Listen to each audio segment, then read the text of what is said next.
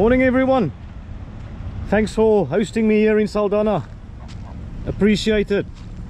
Looking forward to exploring your beautiful town. Imagine a natural harbour so perfectly sheltered. It seems almost too good to be true. Saldanha is also one of those iconic places in South Africa that many people know about, but I don't think they know a lot about it. Its story is one of resilience and unexpected twists. From its use as a quarantine station to its rise as an industrial hub, this town's story is rich and fascinating. This is not just a scenic spot. This is a place of huge strategic importance, a key player in industry, and a city that never was.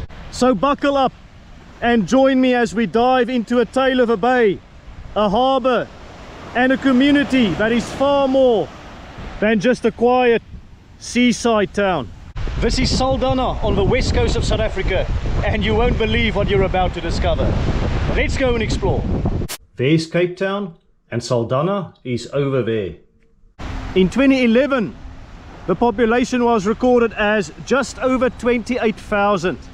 I don't know what it is in 2025 though. Before we explore more of Saldanha, please hit the like button and subscribe to the channel. That really helps me out with the algorithm. It promotes my videos to a wider audience, and I need all the help I can get because I'm a one-man band with a GoPro. I don't have a marketing team or a production team.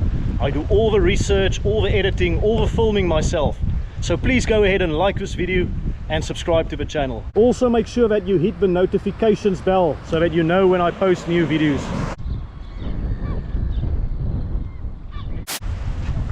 Here's an interesting fact that might surprise you.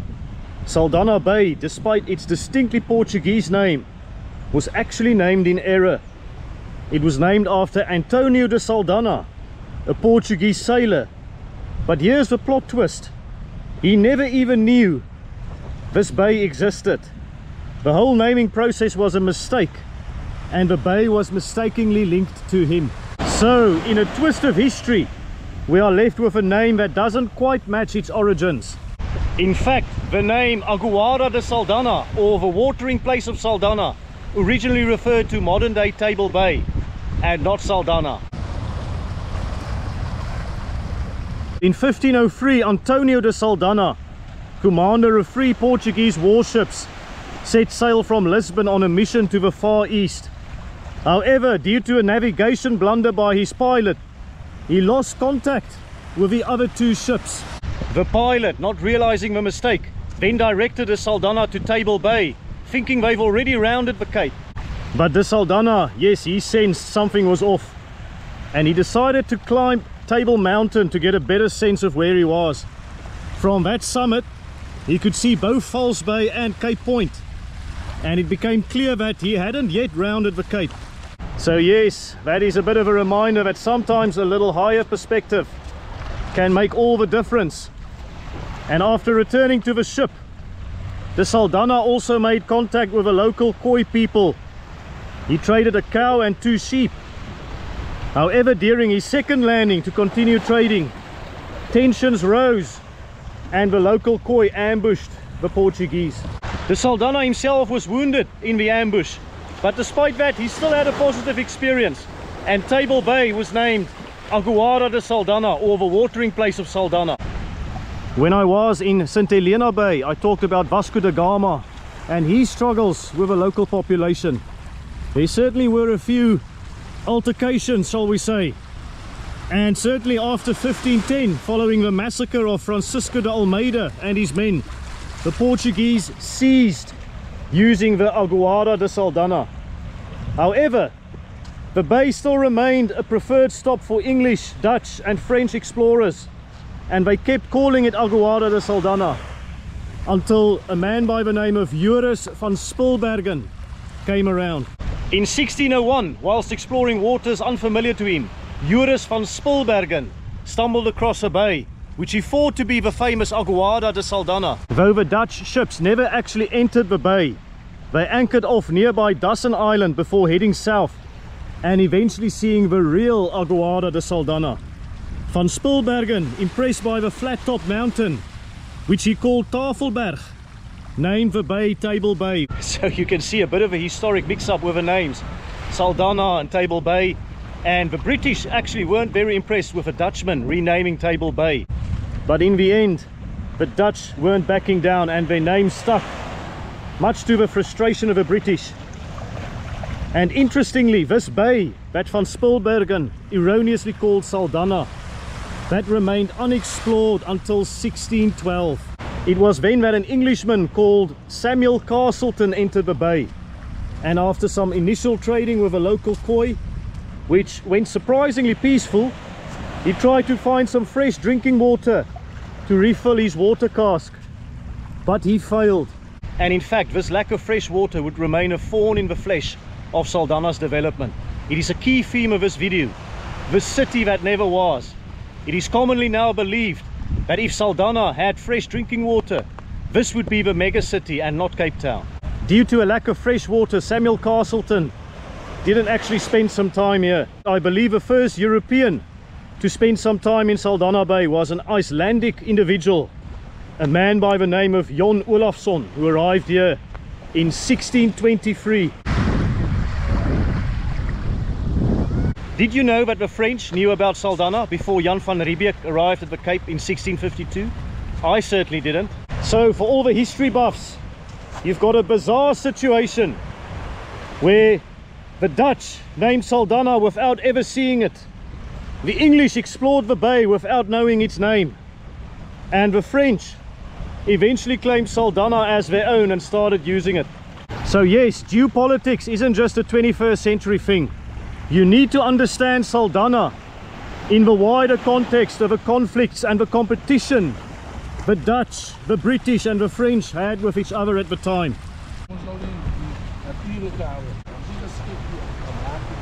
Maar ek het gelees, hier was nooit drinkwater nie, so hulle kon nie regtig settle nie. Ja, dit sou die groot stad gewees het hierdie.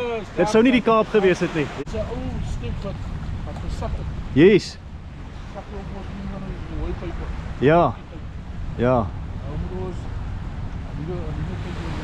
En jy sê Saldanha staal is toe daar so daai kant. Ja, dit staai toe. Hy toegemaak. So that Saldanha steel which closed down a few years ago. En dis die iron ore terminal, né?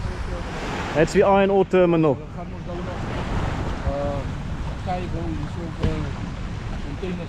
Containers, okay. Baie ontwikkeling hierso. Okay. Ag baie dankie man, ek waardeer julle vriendelikheid en sterkte man. On the economy, obviously lots of fish in the area, but you might have heard me talk about the Sishen-Saldanha Railway Line in previous vlogs, and this is the final stop, Saldanha. That Sishen-Saldanha Railway Line is 861 kilometers long and it's fully electrified. It formally opened in 1976. That's the same year South Africa got TV, by the way. So 1976 as an iconic year in South Africa from a cultural and economic perspective. And of course the railway line transformed Saldanha as well. You can see that's the iron ore terminal where a lot of the ore gets exported. So it comes from Sishen, it arrives here and then it will go wherever it needs to go in the world. And there used to be a steel mill here called Saldanha Steel. You can see over there, but they closed down. That led to massive job losses in the area as well. And because of that closure, I guess the economy is a lot more reliant on fishing than it used to be in recent times. You've got sea harvest in the harbour over there. We'll visit the harbour in due course as well, and I'll talk more about the history of fishing there. And also in the area you get a lot of farms that also support the local economy. My understanding is that the harbour got a major upgrade in the 1970s, around May 1973, to deal with iron ore exports. And the first shipment of iron ore was sent out around about September 1976. Over time, the port terminal and the harbour received some further upgrades. The point being that iron transformed this west coast town. Yes, Saldanha Bay, wonderful beaches to explore. You can see lots of people fishing a popular recreational activity here. And what a beautiful day to do it as well. Also got these rocks, these boulders here on the beach. And there's Hoedjies Bay, there's my hotel. Yes, fishing and dog walking as popular activities. Look, the dog even goes for a bit of a dip there. And why not? It is a beautiful day here in the Western Cape of South Africa. It can get a little bit windy, but I really can't complain with these blue skies here. Die hond geniet dit. Ek sê die hond geniet dit. Daar sê man.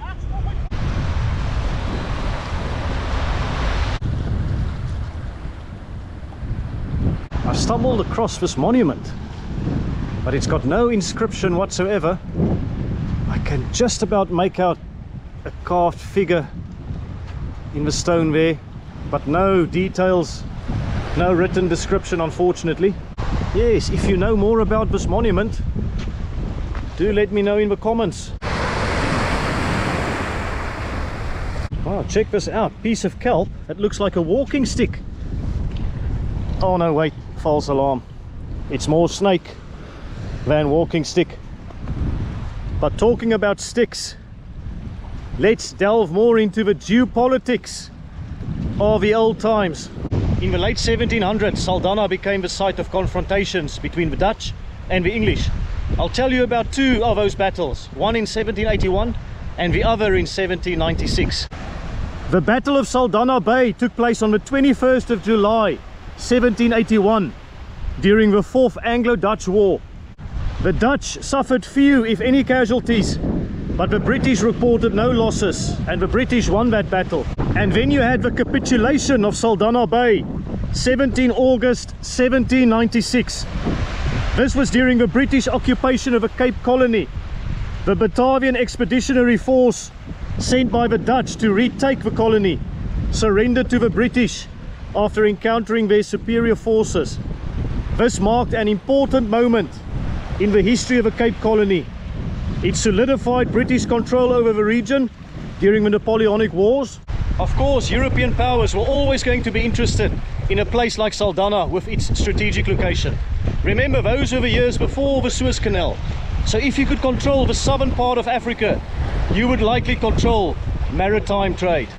So to understand and to appreciate the history of Saldanha, you have to frame it in the context of that global chess game between the British, the Dutch, and occasionally the French. There's a lot of history in this part of the world.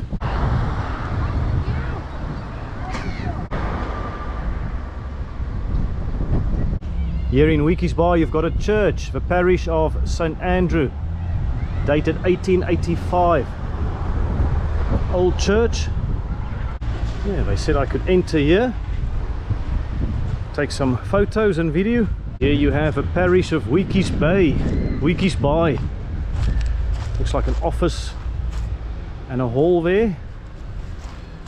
And a nice garden. Yeah, I love this patch of green here. And look at the bottom there, you have a footprint. I am not sure if I've ever seen a church so close to a beach, to a bay. Look at this. So after you've attended services here on a Sunday, you can come for a dip in the ocean. What a magnificent setting. The church here at Hoedjies Bay, Hoedjies Bay.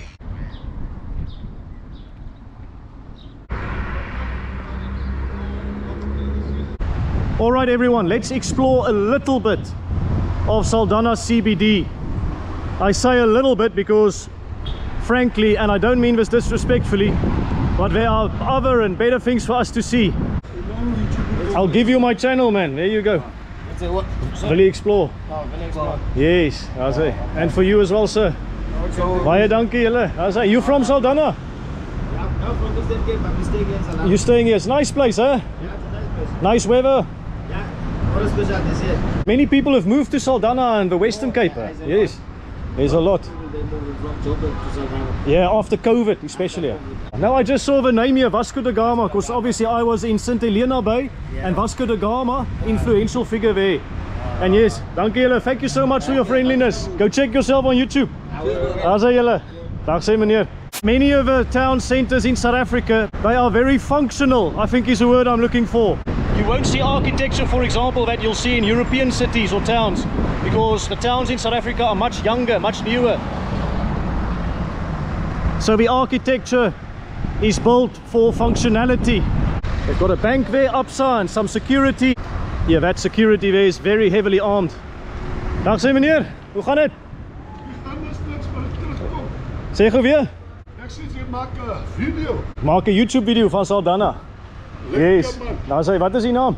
Ek is Abraham Reuters. Abraham, ek is Willie. Aangename kennis meneer, hoor. Wat so? So, opgaan, daar sê. Willie, Daar sê. may the Lord bless you for what you're doing in the community of Saldanha. Thank you very much. I don't have money to give you something to say thank you for what you do, but I know the Lord will open gates for you Thank you so much. for what you do in the community. I really appreciate it. And the community of Saldanha Bay need this what you do here, because every day you see crimes, every day people is breaking in, every day people is robbing people, breaking cars in, so I appreciate it what you do. No, it's an absolute pleasure. God bless you. I hope the rest of the world see what Saldanha has to offer. Waardeer dit hoor. Lekker dag vir u. Dankie man. Alles van die beste. I say. Yeah, some very friendly people here in Saldanha, and they are always a joy to talk to. And look at this AFC. We don't have KFC in Saldanha. You've got AFC, Africa Fried Chicken. Die Weskus Mall het seker baie shopping hier weggevat in Saldanha, nee. Baie. Ons waardeer wat jy doen man. Dankie maar alles, daar sê.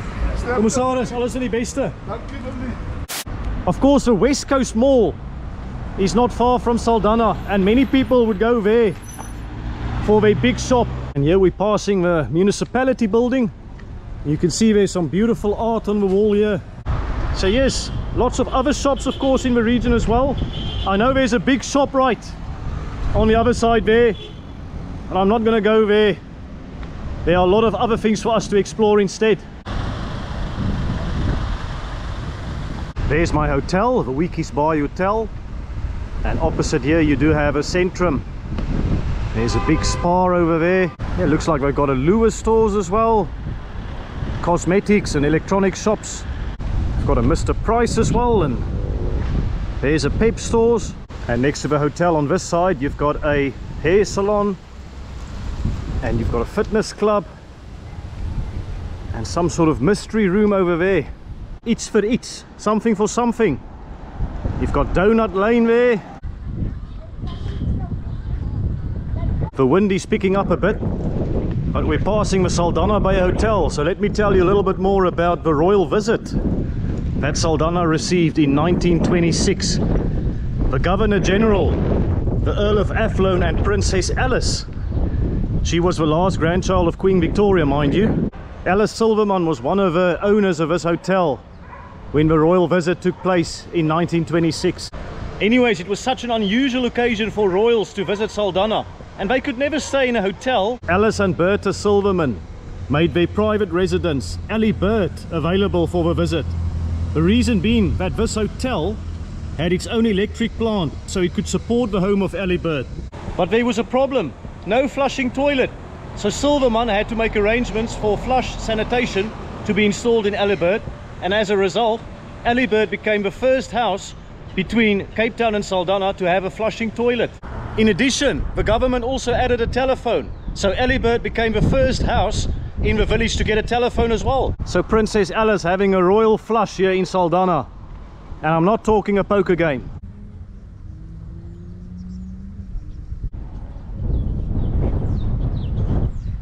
Yes, so the museum is not open, but they're going to open it especially for me, because I'm a VIP. Daar sê.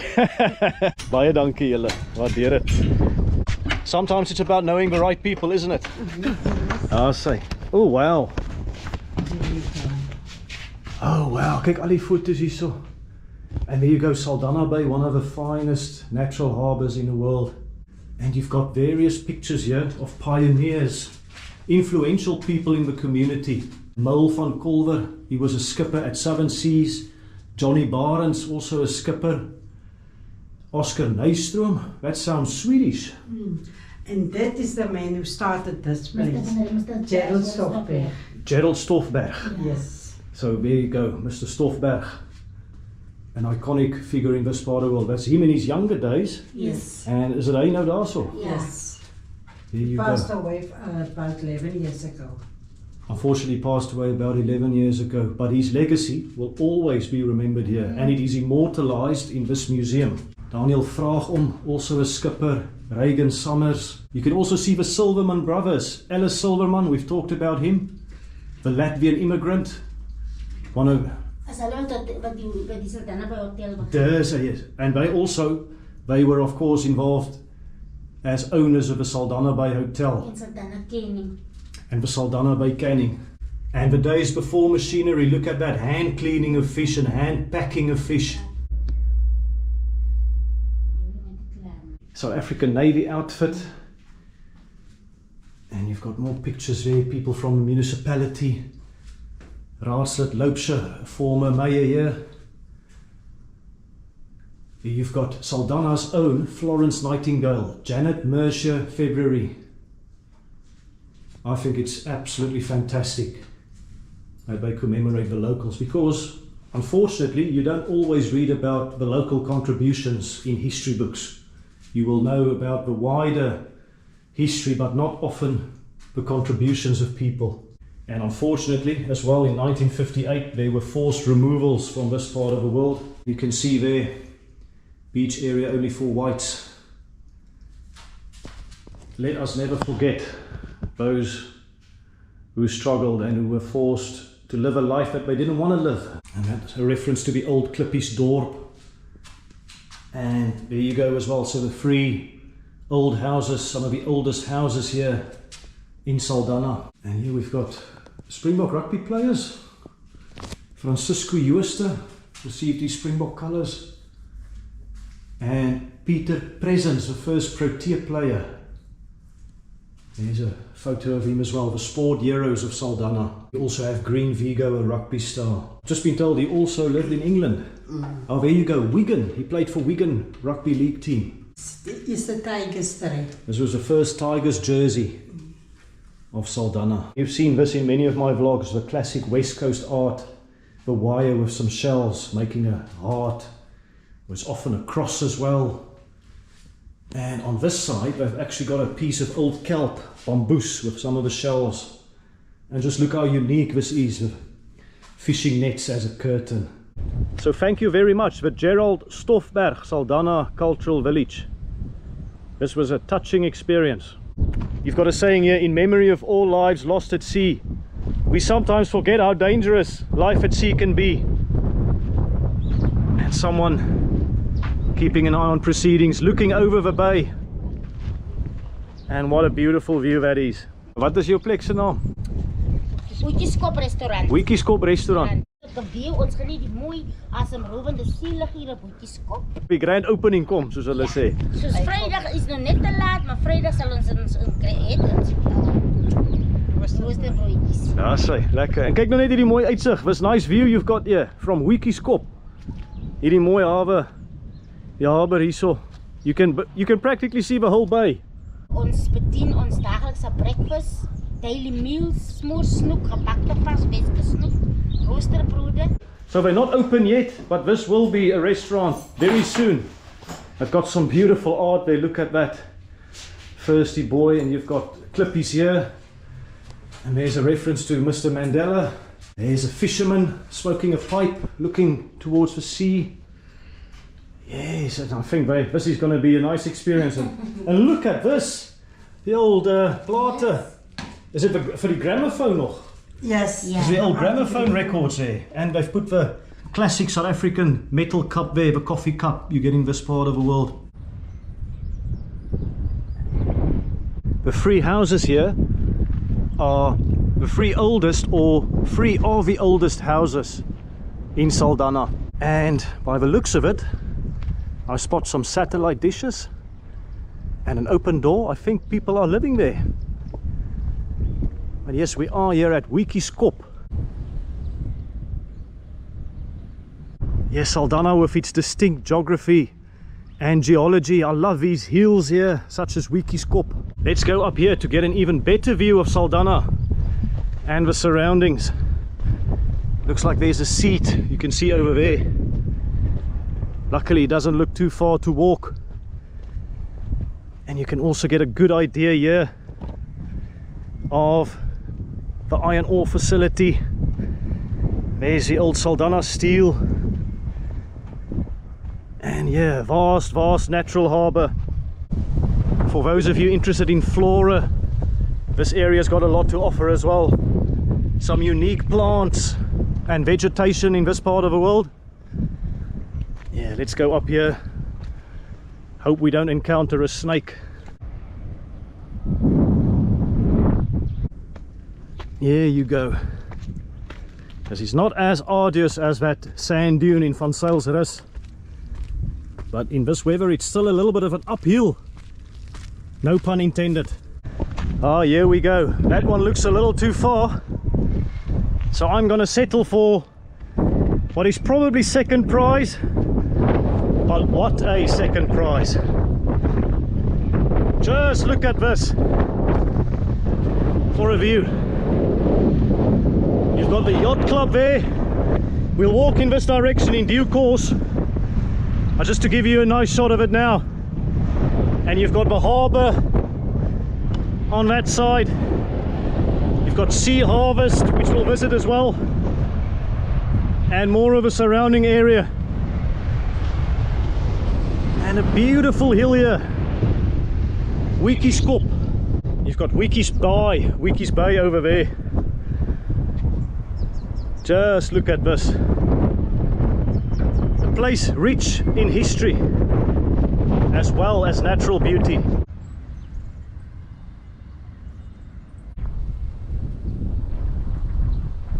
You also have a few graves here in what seems to be a cemetery here on the hill on Hoedjieskop.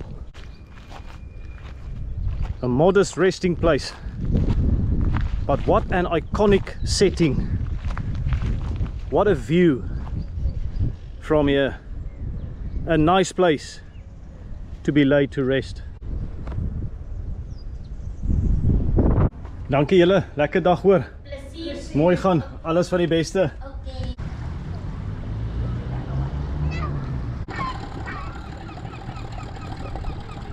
You've got the innovation campus here and a smart skills center. And if they get thirsty or hungry, they can come to the Sandstone for some good cocktails, flavorful meals. And here you have a legendary drinking hole, captain's cabin. Look there with a cannon on top there. A watering hole for many. What have we got there? The Hard Hat Divers Pub and accommodation. And a reference there to Saldanha diving. So you can come and do some diving here on the west coast. We are passing the Saldanha Bay Yacht Club. I believe there are many yacht races and regattas in this part of the world. I believe a harbour is sheltered against wind, so that helps a bit. And there you can get a glimpse of some of the yachts. You've also got the police station here. Look, they've got a lovely boat there in the garden. And opposite here you've got the military area, Saldanha military area. Before World War II, Saldanha was pretty much just a small fishing village due to a lack of adequate water supply. However, sometimes it takes a world war to transform a place. During World War II, the Mediterranean became dangerous waters in more than one way, and the Suez Canal a major bombing risk. So attention shifted again to Cape Town as a shipping node of huge importance.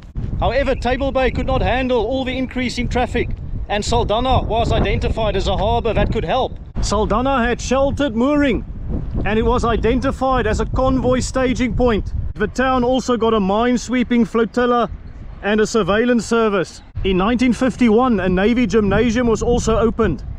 It was once known as the SAS Dromedaris, but in 1956 it was renamed SAS Saldanha. In fact, there is so much military history in this part of the world, and it's going to be impossible to cover everything in a single vlog. So I will cherry pick a few interesting facts and stories for you. I know that in the 1950s, the South African government, they got involved in the Korean War and they committed a fighter squadron to United Nations forces. The flying cheetahs who trained with the Spitfires at Langebaanweg before they departed for Korea. And I've also read about the Swans. Now that is a South African Women's Auxiliary Naval Service. What a great acronym, the Swans. Now they were trained in controlled military mining operations and they would guard the harbour entrance against enemy ships. They received training to distinguish different readings from electromagnetic fields that ran around the minefield. And typically those magnetic fields, they detected any vessels that wanted to enter the bay. So the flying cheetahs and the swans, animals of a different nature, so to speak. Right, this is the famous Saldanha Harbour, arguably the most famous harbour in South Africa. And you've got a chance to check it out on Willie Explore. By the way, if you still haven't done it, please press that like button and subscribe to the channel. It really helps me out. Some noisy residents here in the harbour.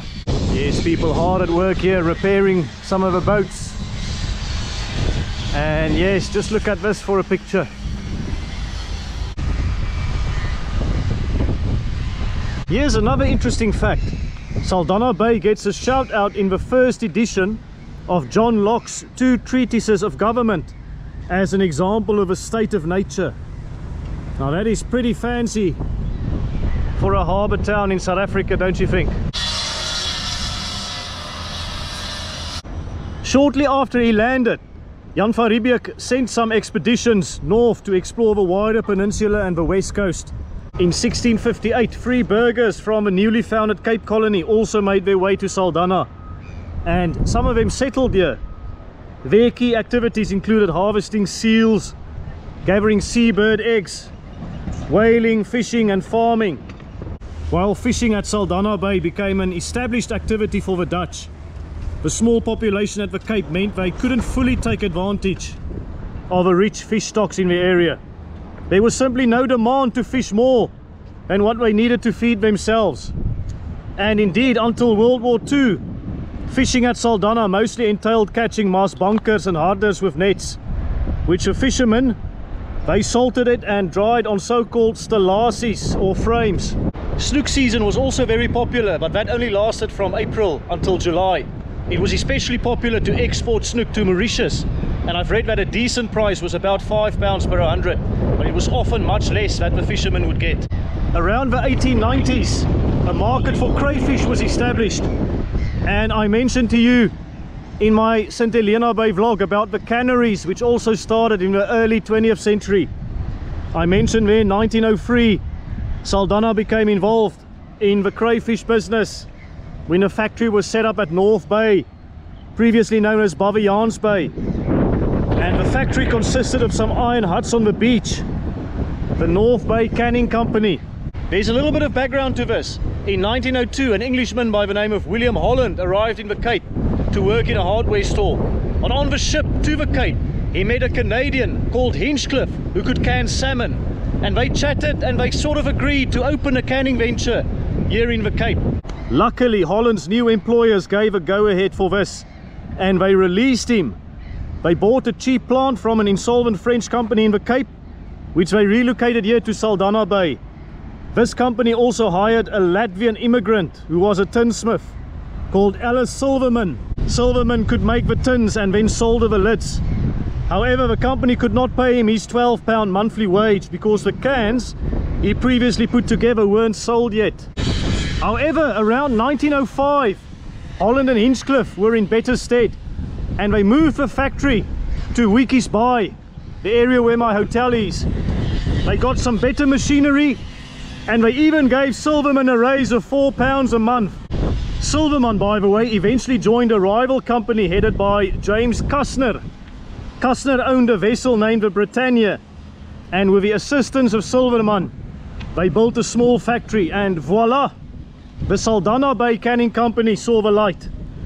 I've read that they had about 200 cases canned by the end of the 1909 season. So there you go, the first two canning companies along Canary Coast. North Bay Canning Company and Saldanha Bay Canning Company. CJ, ek is Willie hoor, aangenaam. Hallo. Hierdie is van mossels hierdie. Mosseltou. Ons het in die water buite het ons 'n toplyn van 200 meter wat dat 2 ankerblokke sit. Yes. Wat in die water liggou word deur endboys. Dan gebruik ons daai. Okay. Die mossels is mooi. So die mossels op hierdie meld in die weer. Dan val die mossels hier. Val die mossels hier deur. Ja, wat se dag. Saai wit. Sokkie, ons moet die sok. Yes. Okay. Ja. Julle sokkie wat ontvang hierso. So dan binne in daai pyp gaan die hele wors deur. My jene. Dat die basiese tou in die middel het, daai harige tou. Yes. Los mossels rondom en dan die sokkie. Hou Ja. alles by mekaar, sy maak 'n bors. Ek sien. Daai kyk in die masjiene. Jy sien, so is 'n hele proses, hè? So op 200 meter toplyn se ons 1,5 kilometer mossels. Yes. Joh, dis baie. Ja. Gemiddeld 20 ton op 'n lyn. 20 ton op 'n lyn. Dis maar julle het baie masjiene hier, is nogal baie interessant ook. Dan daai mosseltous begin van 'n punt af, hy word basies dan gesit. En dan So 'n bietjie kyk hierso. Ja, binne is rubber. Kyk, Yes. hy gaan daardeur. Die Okay. masjien trek om daardeur, so daai strippie mossels van die mosseltou. Okay, ek sien daarso, daar's van die mossels. So die Dis tou sommer gaan daai mossels. kant trek weer in 'n sak en dan al die mossels val hier. Okay. Hier binne is water en dan hierdie ding draai. Yes. So hierdie deel van die mossel deur hier binne is ons noem dit die clamping deel. Hy haal die mossels uit Clamping, mekaar. okay. Ja, die clamping en hier is uitskoop blyks binne. My goodness. En dan gaan hy gaan hier is water binne, so hy gaan deur fases dan kom hy hier en val die mossels mekaar uitmekaar uitgehaal hierso in. Dis dan op in die hele buite. Ja. Ja. Sien wat hy nog staan, nou is die grader. Grader. Ja, hy kras die mossels in 3 klasse. Hier staan 2 tops, die klein mosseltjies van hier. Ja. Voor staan 2 tops, daar van 'n groter size mossel en die mossels wat aan die ander kant uitval. Daai is ons produk Ek sien. wat ons fabriek toestuur. Maar baie dankie man. Yes, ek net so 'n bietjie so weer kyk. All the machinery here on this boat and all the processes, all the planning that people who go out at sea they need to do. It actually boggles the mind. Dag, dankie. Waardeer dit man. World War II had a profound impact on the fishing industry in this part of the world. Already in 1926, a report by the fisheries noted the presence of sardines in the waters, but there was little interest, given they were not from France or Norway. Those sardines were seen as superior. However, during World War II, the fish factories started to try their luck in the sardine game due to a shortage of imported canned fish. Who wouldn't need fish during wartime, right? They were now catching and canning pilchards. At first, all the fish that could be canned were taken by the British Ministry of Food and the South African Defence Department. It was only when supply increased that consumers started purchasing it. However, it only really became an Instagrammable food without Instagram when they added tomato sauce to the cans. The tomato sauce meant it became a flavorful food and the world was hooked. No pun intended. Oh, here you go, a reference to Sea Harvest, and we'll talk about them in a second. Here, lots of storage facilities, other administration officers. I've met some friendly Saldanha people here. Ons is visse. As julle vissers. They said they are fish, not people. Daar is hy. Hyk Phillips. Daar is hy. Ag, lekker man. Ek is mos 'n hoeka. Hallo Dassie, sê hallo hier. Hallo Dassie. Waar is Dassie? Hallo Dassie. Lekker man. Aangename kennis. Wat se voetbalklub het jy daarso? Kongota, Kon- local team. Kongota. Daar is hy. Lekker. Dankie man. Selfe vir julle hoor. Irvin and Johnson was a major player in the so-called whitefish industry, namely hake, soles and king clip. And they supplied pretty much the whole of South Africa with this fish, with their trawlers in the Cape and at Mossel Bay. However, in 1964, Sea Harvest opened here in Saldanha, and it changed the fishing industry in a big way. At that stage, it opened one of the most cutting-edge fish factories anywhere in the world. Right, let's see the factory shop here at Sea Harvest. Let's see what they've got. And some friendly people here. Dag sê julle. Hallo, hallo. Wat sê? Hoe gaan dit? Aangename kennis man. Ek's Willie. Ek is Moen, Willie. Hallo, okay man. People also here, Willie, they are friendly. Yes. Come talk further, my friend. Hello sir. That's it. I have to say some really friendly people here in Saldanha. Daar sê. Nee, is reg. Hallo julle. Here you go. What a nice message, empowering into the future. And there people hard at work. This is the lifeblood of the economy, fish. You see harvest, an immense player in the fishing industry in South Africa. My name is Heidi. Heidi. I'm a quality worker. Yeah, Quality work. our products will be. What you've got? What have you got here? Oh, you got some fish cakes, some crumb portions. And here you go, tiger prawns. Here you can see some of the battered fish.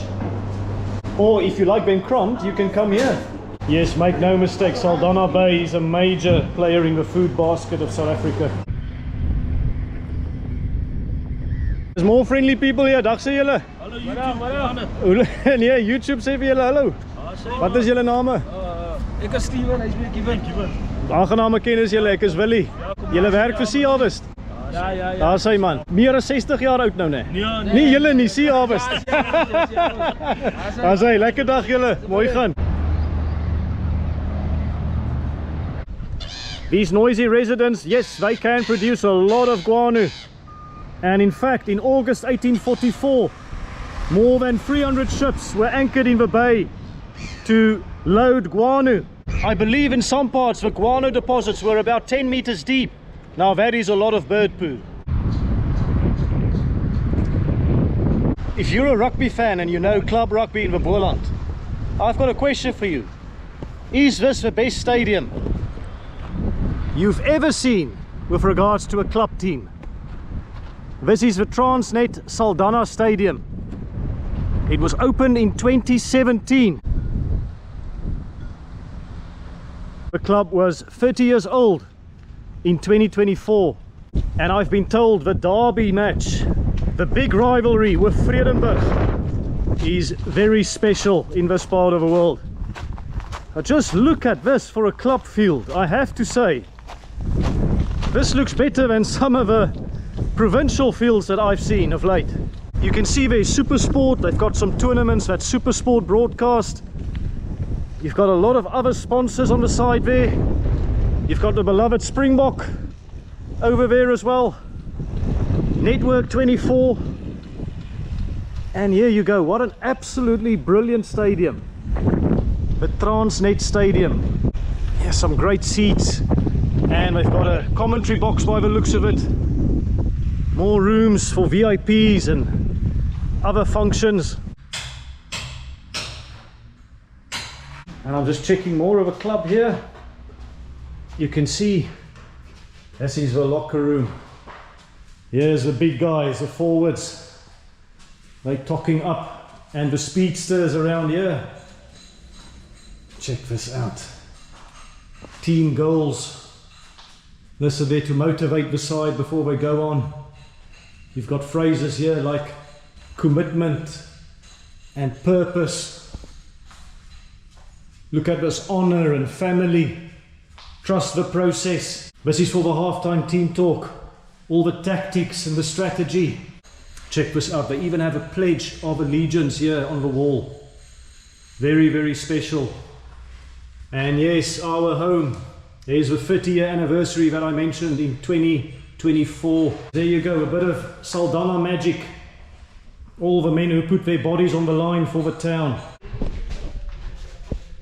If you've got some interesting stories about Saldanha Bay Rugby Football Club, let me know in the comments. I'm sure there are loads. If you know of some bone-crunching tackles or some interesting refereeing decisions over the years, let me know in the comments. Check there, no alcohol allowed.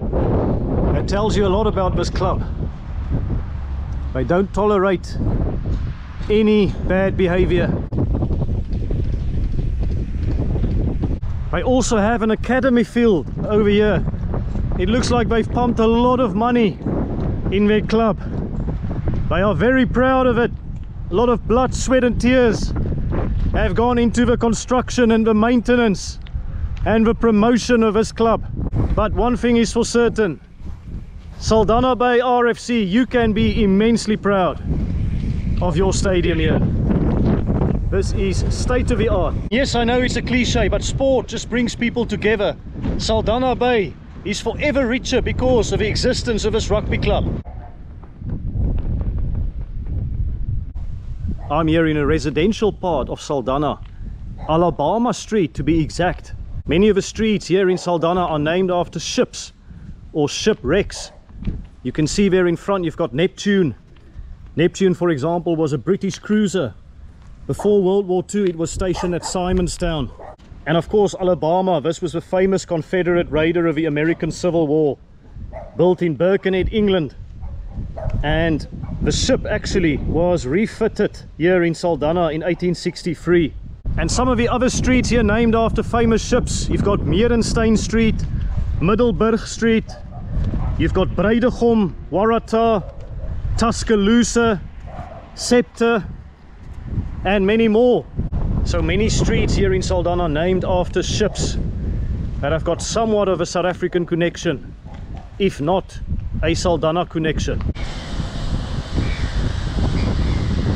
Imagine it's the year 1871. Also imagine you're an important authority figure in Cape Town. You face a ship full of contagious diseases, but your city is overcrowded and it's not really the picture of cleanliness. What do? I bet you would want to get that ship away from Cape Town as fast as possible. And where better than the isolated, nearly deserted Saldanha Bay to send the contagious ship to?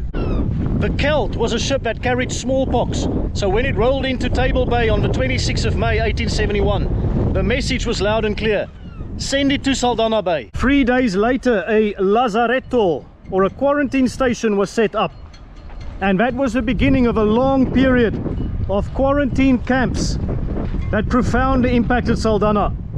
There was a huge outbreak of smallpox in Cape Town in 1882, and many of those ships were also routed here.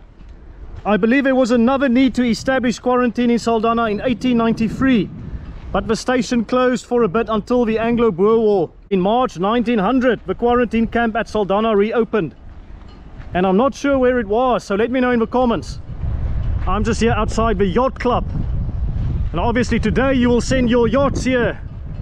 No issues of smallpox and bubonic plague in 2025, but back in the day that would have been a huge issue. The important point here is we should never forget Saldanha's contribution as a quarantine station, serving as a lifeline for Cape Town over so many years. Right, here I am at the Dutch Reformed Church Saldanha. Not sure if it's open. Let's go and investigate. First impressions, certainly a modern design. Not sure how old the church is. And a beautiful mural there as well, depicting a biblical scene. Yes, very beautiful piece of art. See, the church office is on this side. Let's see if I can go inside. Kyk gerus. Baie dankie. Doen wat jy wil. Yes. Okay, Willie. Baie dankie. Immediate impression here. Lots of art. The Last Supper depicted here in the church as well. Die laaste avondmaal. The congregation of Saldanha is a God-given harbour. That's where the minister would stand. And there's a small gallery just on the one side of the church there. I know some of you particularly like my visits to churches here in South Africa, and I find it amazing just how varied the church buildings are that I've been to. Here you've got a church building with an emphasis on art, and it definitely works in my opinion. And I do like the lighting as well. Looks like there's a lot of natural light coming in to the church as well. It's also surprisingly spacious, especially given we've only got the one gallery over there. Very beautiful church building here in Saldanha. I mentioned that Saldanha in the 1940s during the war got a bit of an upgrade with a harbour. Obviously that entailed more people moving to the area to help with construction, and in turn this had an effect on the existing water supplies. Can you believe it? Back in those days people collected rainwater from their roofs and the army had to bring in a water barge just to keep people hydrated. A lack of fresh water, a lack of drinking water, that was always a spanner in the works for the development of Saldanha Bay. So, excuse the pun, but are you thirsty for more history? The water barge that the military brought in, that was aptly named Ironic. Yes, you couldn't make this up. And he delivered water here to Hoedjies Bay. From here the water was pumped into storage tanks on a nearby hill for the military's needs. Of course, this could only be a temporary solution, and for many years there were discussions, speculations and even arguments about Saldanha's water supply. Why didn't they use the nearby Berg River? I guess they were as nonchalant about getting a water supply as these beautiful birds here. Some matters need a world war for them to be taken seriously, and ultimately they did build the pipeline. In 1943 the water tap was opened, which could deliver approximately 1 million gallons of water. So Saldanha, a long time without a reliable water source. That's almost unthinkable as you cast your eye over all the water here in the harbour. I guess it's a case of sometimes in life you win some and you lose some. You win some by having a fantastic natural harbour, but you lose some in the sense that you don't have adequate supplies of drinking water. This is why Saldanha will be remembered by historians as the city that never was. Alright everyone, I'll see you later. Alright everyone, let me show you the room where I'm staying tonight. Here you can see the bathroom. It's got a toilet and a sink, some towels, and you've got the shower over there. You've got hand soap and hair and body wash. You've got some closets here, I guess to hang some shirts if I need to. I've got a microwave, I've got an iron, there's a mirror and a desk, nice double bed, and some interesting art on the wall here. I've got a TV and a bar fridge. I've got a kettle and some complimentary waters here. You can see Hoedjies Bay, you would tell. I've got some sugar and a selection of teas and coffees there. By the way, I really enjoyed reading up about Saldanha Bay and its history. I consulted many sources, but this one in particular, I'm going to single this one out as one that I really enjoyed. It's called The Saldanha Bay Story, and it was written by Berman and Levine. I think that's how you pronounce the surname. If you're a history buff, I think you'll really enjoy this book. And look, they even got a picture there of Antonio de Saldanha, the main man in this part of the world. And now for the highlight of the room. This view. It absolutely is a room with a view. Look at this. Yes, a first-class view of Hoedjies Bay. That is for sure. I paid about 35 British pound or 800 South African rand for the room, conscious that it included a little bit of a discount on the booking app that I used. But even if it was a little bit more expensive, just look at this view. You'll struggle to find a better view anywhere in the world, never mind South Africa. Yes, life is pretty good right now, and I think this is where I'm going to end this video. I hope you enjoyed this tour of Saldanha. If you haven't done it yet, please press the like button and subscribe to the channel. For now, I just want to say again, thank you for watching my videos, and I will see you in the next one. Cheers, take it easy.